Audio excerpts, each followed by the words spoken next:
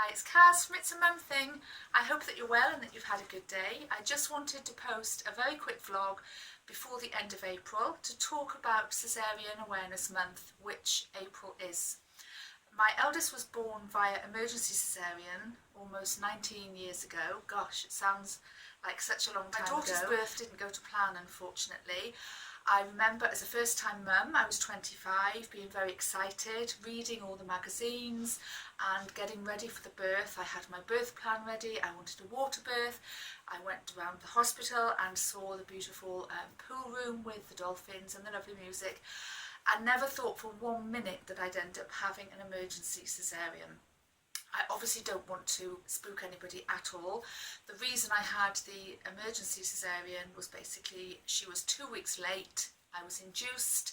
She just was not ready to be born, knowing her now as I do, very stubborn, and she obviously was then, and was just not ready to be born. So basically she got stuck. The induction didn't really go to plan and I ended up having an emergency cesarean.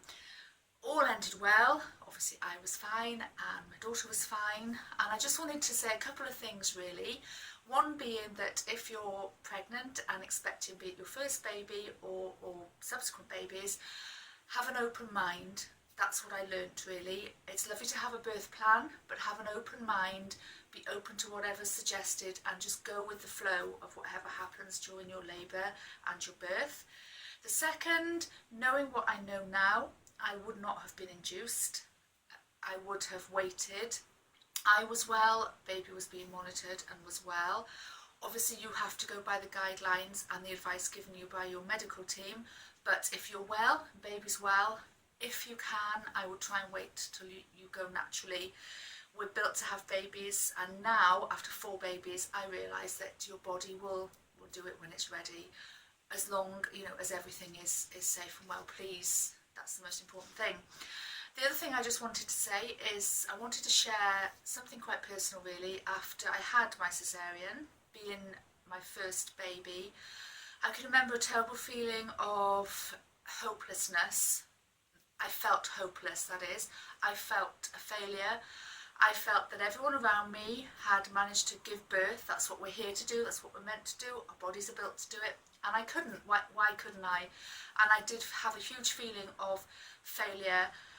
I was angry. I was cross with myself for why couldn't I do it? Why couldn't I just give birth?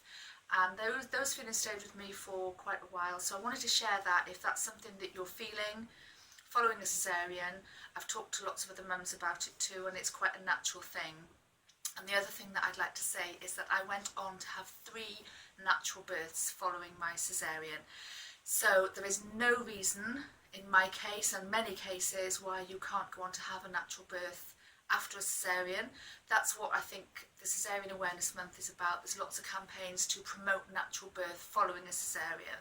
So I just wanted to quickly post this before the end of the month, which is fast approaching. I can't believe it's May on Friday, I think it is. So anyway, if you're having a cesarean, or if you end up having a cesarean, everything I'm sure will go fine, and follow the advice of your medical team, of your midwives and doctors, etc., and go with the flow. And I wish you all the luck in the world. Thank you so much for watching. Bye.